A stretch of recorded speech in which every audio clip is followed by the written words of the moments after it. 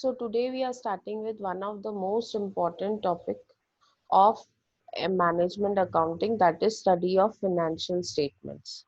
We all know financial statement comprises of what? Financial statement comprises of financial statement consists of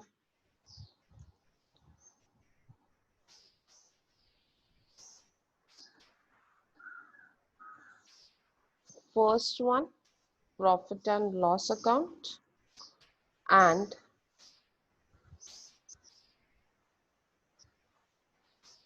the second one is balance sheet. These two comprises of financial statement. Other than this, there is also cash flow statement. Cash flow statement also forms part of financial statements. Okay, but what is cash flow statement doesn't comes into your syllabus. You don't know what is cash flow statement. आपको नहीं पता है कि cash flow statement क्या है. Correct? आपको we are since you are not aware of cash flow statement, we are not going to go into cash flow statement, but I'll explain you what is cash flow statement. Cash flow statement is a statement which shows cash earned, how much cash is cash flow, kitna cash आया and kitna cash गया. Flow, what is the flow of cash? What is the movement of cash? Movement is in two form, आया और गया. So what is the inflow of cash and what is the outflow of cash? So cash flow statement we are not covering today. We are covering only two things, that is financial statement consists of profit and loss account and balance sheet. We all know we prepare profit and loss account and balance sheet. Now what is important is how do we study it? Now study means क्या पढ़ना नहीं है, याद नहीं करना है. Study means how do we understand this financial statement? Financial statement को समझना कैसे है? This is very important. कि financial statements को कैसे समझेंगे? अभी समझना है मतलब you need to understand कि वो financial statement क्या बता रहा है. For example, आपको पता है प्रॉफिट इज आपका, जब आप trading account profit and loss account बनाते हो, जब आप प्रॉफिट एंड लॉस अकाउंट बनाते हो, your profit and loss account shows that profit is 2 lakhs, but the the sales, suppose अगर सेल्स 1 crore है और 1 crore सेल्स पे सिर्फ प्रॉफिट 2 lakhs है, तो इज इट सफिशिएंट? तो हम लोग mere on the basis of figures will not be able to identify कि वो सही है या नहीं है. So it is very important to study financial statement. We need to organize them.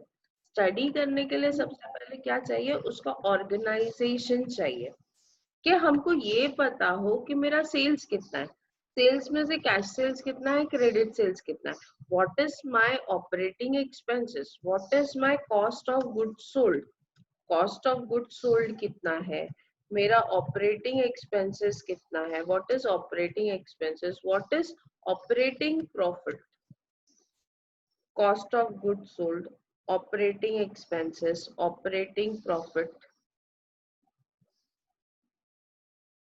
So there are n number of things that we need to understand, and the financial profit and loss account does not explain all this, does not explain all these things.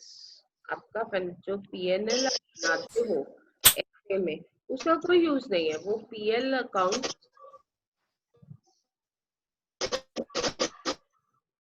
वो PL account जो आप बनाते हो, वो PL account से आपको कुछ नहीं पता चलता है. सिर्फ ये पता चलता है कि what is your final profit. आपका फाइनल प्रॉफिट कितना है आपको सिर्फ उतना ही पता चलता है. So we need to first to analyze financial statement or to study financial statement. First thing that we need to do is we need to organize them. so that we can understand that what is the information that it is given. क्या information वो दे रहा है. तो सबसे पहले ना हम balance sheet लेते हैं. First thing that we'll take for analysis part and for studying part is balance sheet. As per MA क्या है, MA और FA दोनों में अभी similar है. There are two parts of balance sheet. ध्यान से समझो. There are two parts of balance sheet. The first part of balance sheet is sources of fund. The first part of balance sheet says that there is sources of fund, and the second part of balance sheet says that there is application of that fund. अब let us assume that अगर हमको business start करना है, तो business start करने के लिए पहले हमको क्या लगेगा? पैसा लगेगा. We need funds, sources of funds. अभी sources means कहाँ से पैसा आएगा. तो broadly MA में there are two sources of fund. The first source of fund is owned fund. सबसे पहला source of fund क्या है? Owned fund, जिसको हम बोलते हैं proprietors fund. ये सारे वर्ड्स आपके बहुत काम के हैं. प्रोप्राइटर्स फंड, उसको आप शेयर होल्डर्स फंड भी बोल सकते हो. मतलब जो शेयर होल्डर्स बिजनेस में पैसा लगाते हैं वो शेयर होल्डर्स फंड. और it is also called as net worth. Net worth of the business मतलब ओनर का कितना पैसा बिजनेस में लगा हुआ है. पहला सोर्स हमेशा, अगर आपको बिजनेस चालू करना है तो सबसे पहले आप खुद बिजनेस में पैसा लगाते हो. Own capital. खुद जब पैसा लगाओगे तो फिर दूसरे किसी से भी ले सकते हो. तो सोर्सेस ऑफ फंड का ए पार्ट जो है, कहाँ से पैसा आएगा? तो पैसा कहाँ से आएगा? खुद का पैसा. खुद का पैसा मतलब शेयर होल्डर का पैसा. यहाँ पे हम जो भी पढ़ रहे हैं वो हम कंपनी रिलेटेड पढ़ रहे हैं. Whatever we are studying is related to company. तो कंपनी में पैसा कहाँ से आता है? शेयर होल्डर्स जब शेयर्स परचेज करते हैं तो कंपनी को पैसा मिलता है, and that money is called as share capital. Company के लिए वो पैसे को क्या बोला जाता है? Share capital. तो the very first sources of fund, सबसे पहला सोर्सेस ऑफ फंड क्या है? The very first sources of fund is owned fund, that is owners' fund, proprietors' fund, share holders fund और net worth. Proprietor means again owner होता है. Owned fund का मतलब भी खुद का पैसा होता है. And network. The second main fund, second source of fund is long term loan, या फिर इसको बोलते हैं ओव्ड फंड. पहले हम खुद का पैसा लगाते हैं. खुद का पैसा लगाने के बाद हम बोरो करते हैं. जो भी शॉर्टेज होता है वो ओव्ड होता है. ओव्ड मीन्स लोन फंड, उसको लोन फंड बोलते हैं. उसको लॉन्ग टर्म लाइबिलिटी बोलते हैं.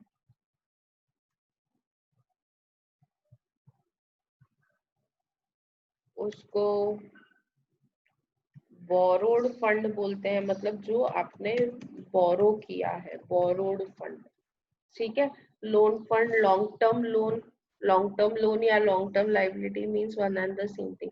ये जो दो फंड्स है ना, इससे जो पैसा कलेक्ट होता है वो बिजनेस में बहुत टाइम के लिए रहता है. It is there in the business for a longer period of time. बहुत टाइम के लिए ये पैसा आपके बिजनेस में रहता है.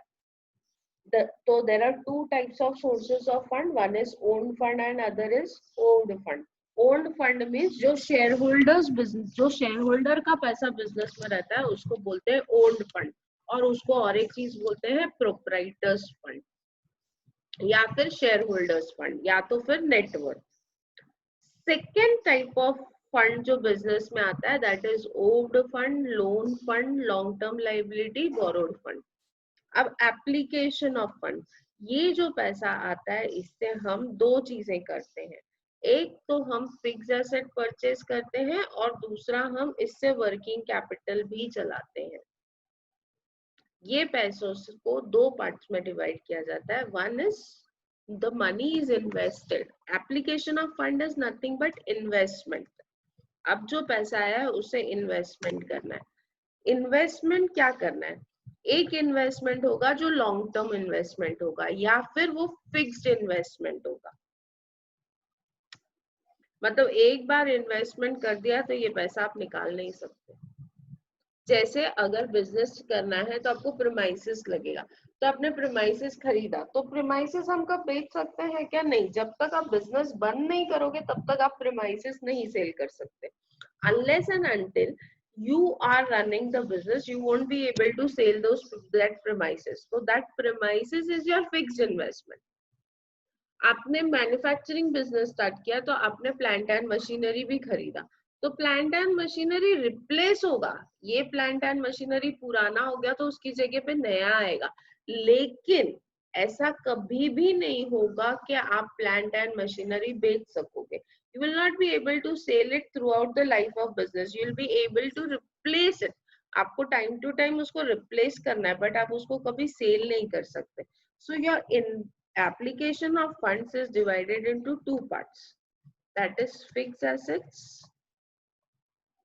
Two nahi, I'll say there is three parts. First one is fixed assets, second one is investments, these are long term investments,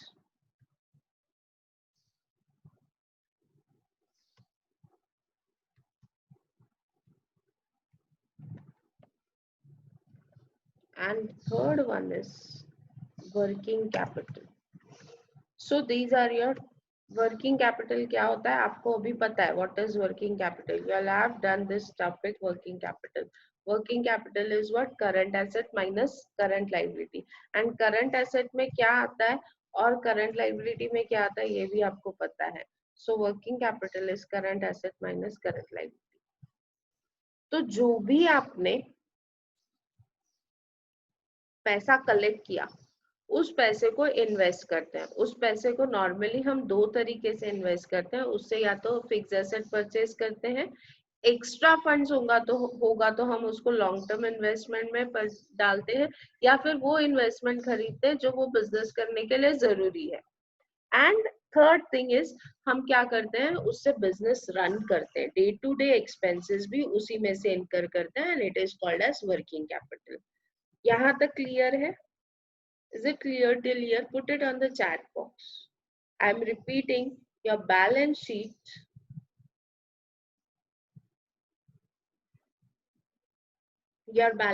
is divided into two parts. The first part is sources of fund, and the second part is, the first part goes as sources of fund and second part goes at application of fund. This is your liability side and this is your asset side. Liability side में दो types of funds है. We collect funds from two sources. One is own fund and other is owed fund. Own fund means proprietors fund, shareholders fund or net worth. Owed fund means loan fund, long term liability, borrowed fund. ये money collect होने के बाद this is invested either on long term basis or on short term basis. Long term basis पे जब हम invest करते हैं तो it is invested in fixed asset, और अगर शॉर्ट टर्म बेसिस पे हम इन्वेस्ट करते हैं या हमको डे टू डे यूज के लिए अगर वो पैसा चाहिए तो it is called as working capital. Is it clear till here? ये दोनों का टोटल हमेशा टैली होना चाहिए। Your sources of fund and application, your liability and asset should tally. So similarly sources of fund and application of fund should tally. Till here if it is clear, I'll move forward. So now let us study what is this own fund, proprietors fund, shareholders fund और net worth. ये क्या होता है और इसमें क्या क्या आता है, ठीक है? What comes under this? I'll go to the next page.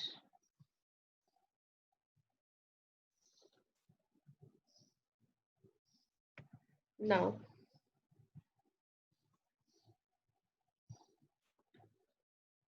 what is this owned fund, proprietors fund, shareholders fund and net worth? What does it comprises of? इसमें क्या क्या आता है? What does it comprises of? Now own fund के 3 heads हैं. There are 3 heads of own fund. Own fund 3 parts में divide होगा.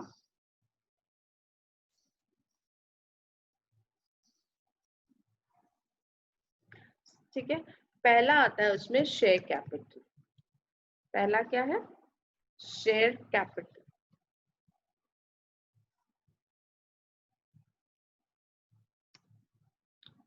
B is reserves and surplus.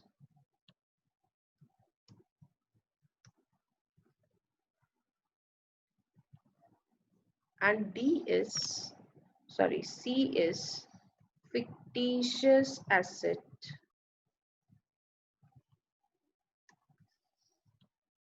oblique miscellaneous expenses.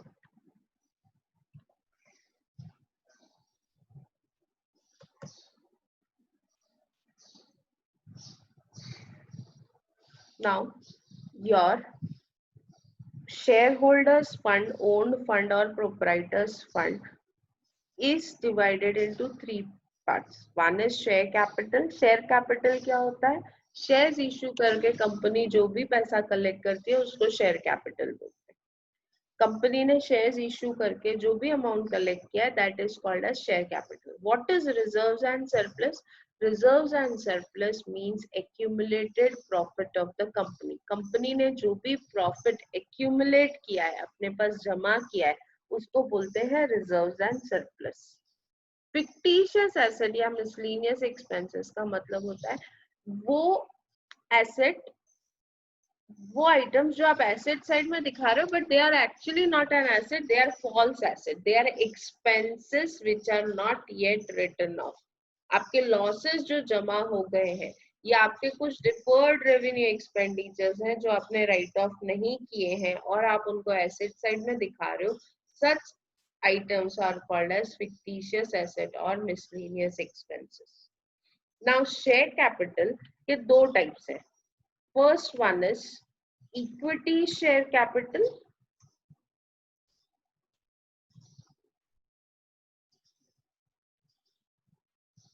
and the second one is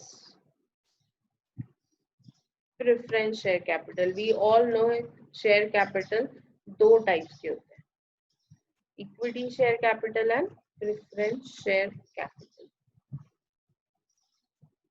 Share capital are of two types. One is equity share capital and other one is preference share capital.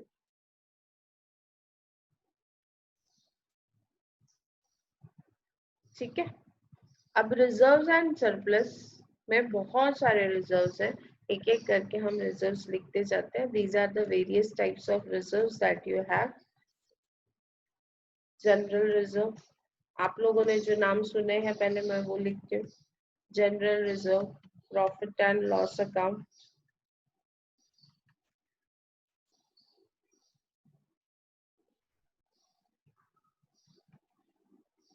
ये दो नाम ऐसे हैं जो आपने सुने हुए हैं. अभी इसके अलावा कौन कौन से रिजर्व्स होते हैं? इसके अलावा n नंबर ऑफ रिजर्व्स होते हैं, such as sinking fund, dividend equalisation reserve,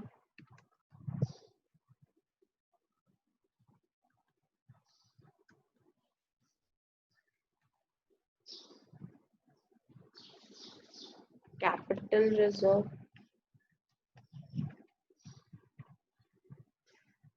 capital redemption reserve,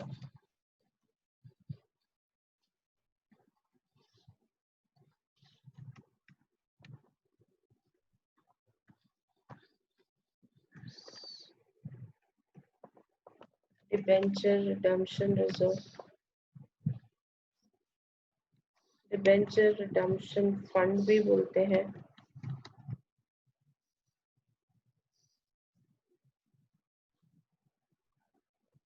securities premium,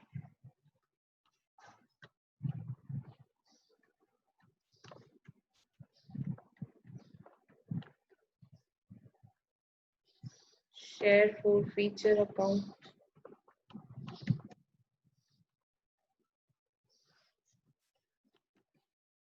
और इन सिंपल वर्ड अगर मैं इसको शॉर्ट में एक्सप्लेन करना चाहूँ तो any anything that ends with reserve और फंड, जहां पे लास्ट में रिजर्व या फंड आता है वो आपका रिजर्व एंड सरप्लस है। एक्सेप्शन है, there is an exception. Exception ये है, exception to reserves and surpluses,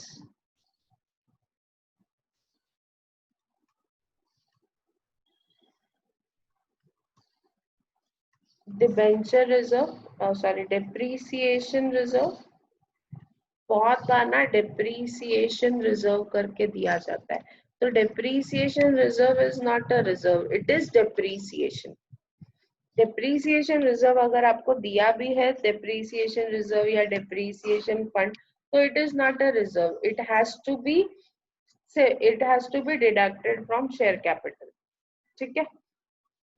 depreciation reserve or fund, provident fund is not a, no, sorry, provident fund is a reserve। uh, workmen workmen profit sharing fund is a liability।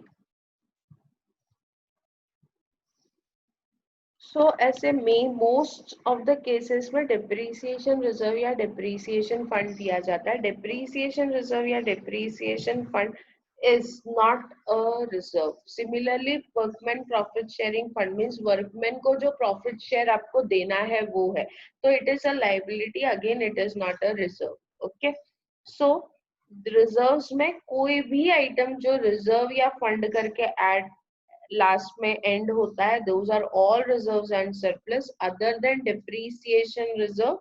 depreciation reserve is not a reserve and surplus, neither profit workman profit sharing fund is not your reserves and surplus। समझ में आया?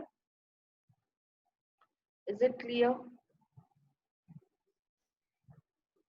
Yes, ma'am. miscellaneous expenditure या fictitious asset में क्या आता है?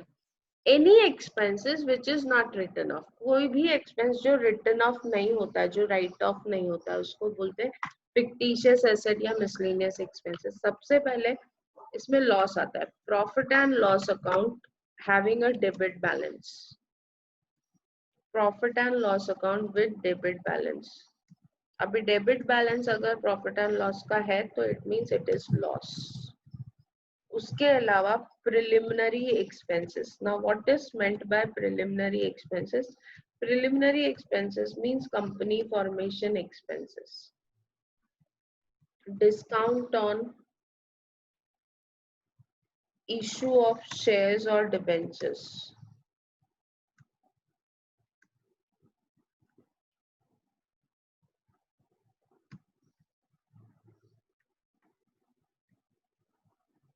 underwriting commission।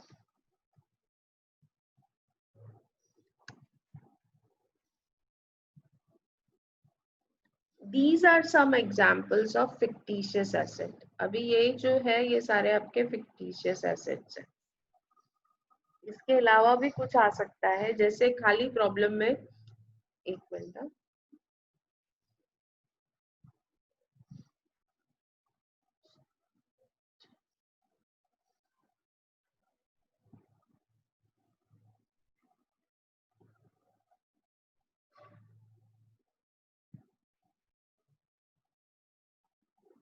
अगर problem में आपको मिसलेनियस एक्सपेंडिचर भी दिया तो it is also a fictitious asset.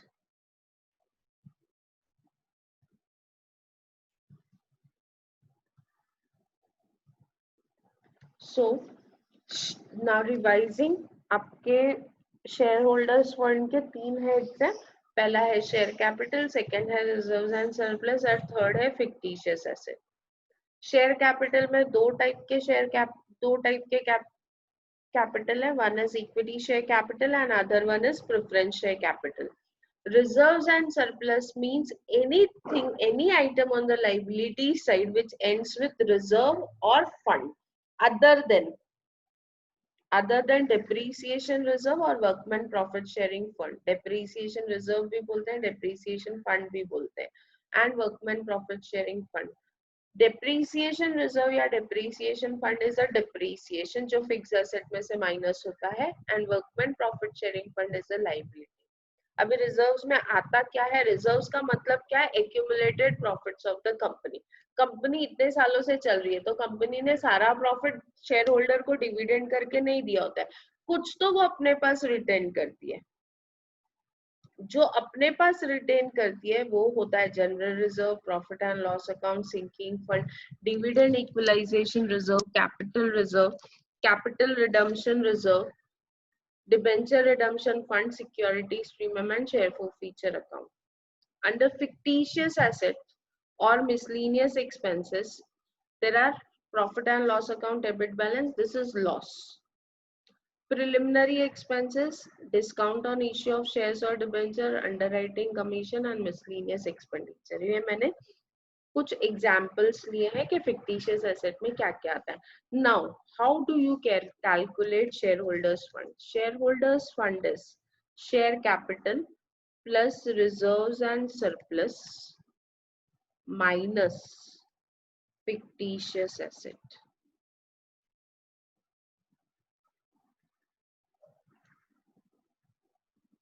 Share holders fund कैसे आता है? Share holders fund is share capital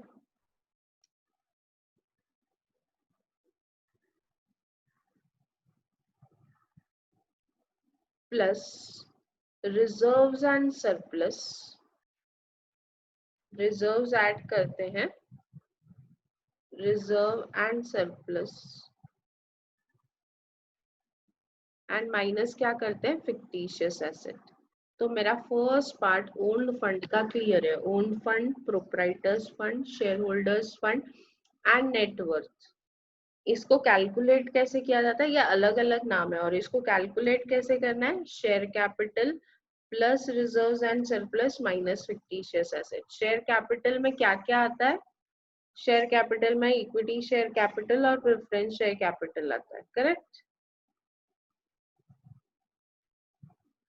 उन दोनों को ऐड करेंगे तो टोटल शेयर कैपिटल आ जाएगा. रिजर्व्स एंड सरप्लस में ये सारे रिजर्व्स आते हैं, इन सारे रिजर्व्स को ऐड करेंगे तो मुझे रिजर्व्स एंड सरप्लस आ जाएगा.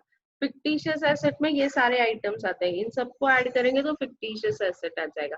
तो share capital plus reserves and surplus minus fictitious asset is my share holders fund.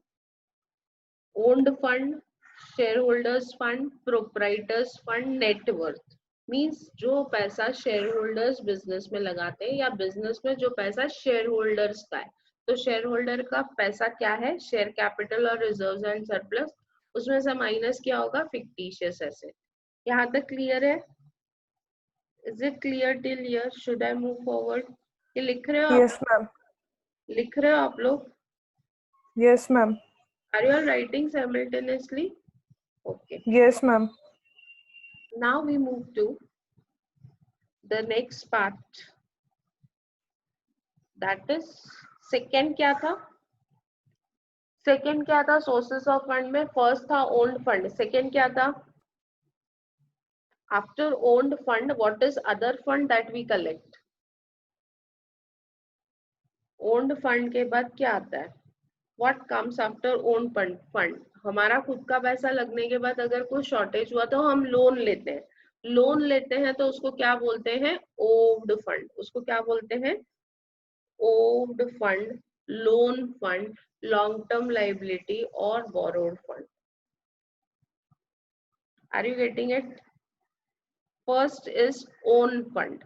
Own fund के बाद नेक्स्ट क्या आता है?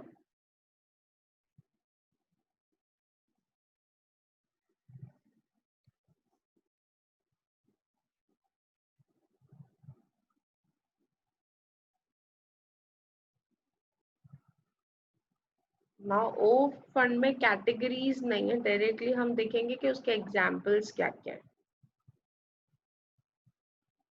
we'll directly see what are its examples. okay. owned fund में आता है loan, any type of loan which is long term in nature.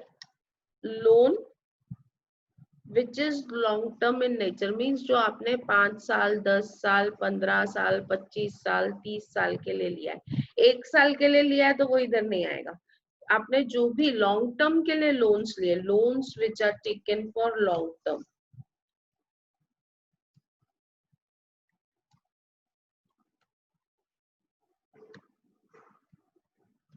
इस long term liability, वो इसके अंदर आता है।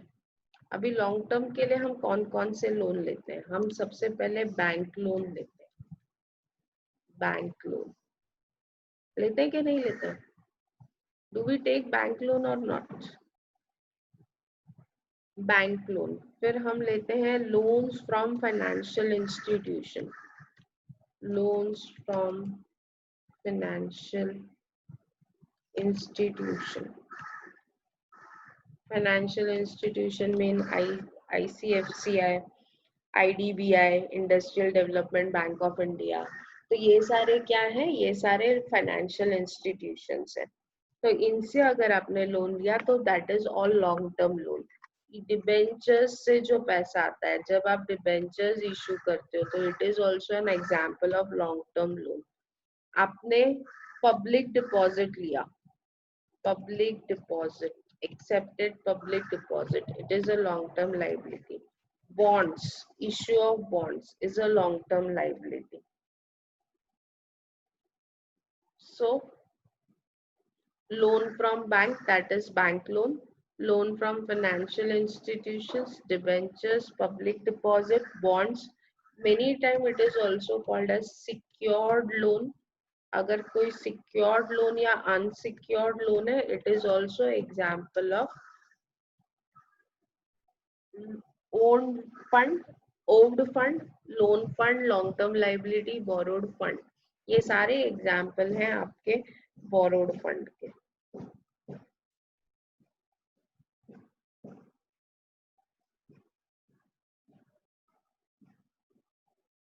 ठीक है।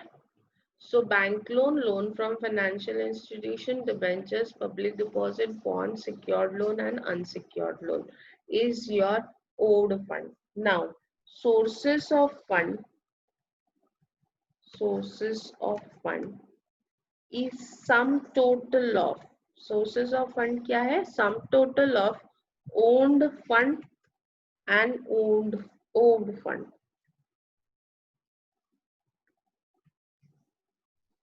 ओन्ड फंड या ओन्ड और ओड फंड को टोटल करोगे तो आपको क्या आएगा? Sources of fund.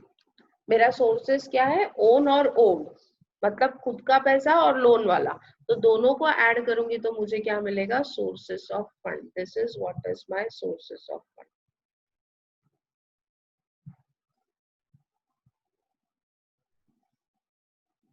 और ये सारे लाइबिलिटीज का जब मैं टोटल करती हूँ, bank loan, loan from financial institution, debentures, public deposit, bond, secured loan, unsecured loan, इन सबको ऐड करती हूँ तो मुझे क्या मिलता है? I get my long term liability. Is it clear till here?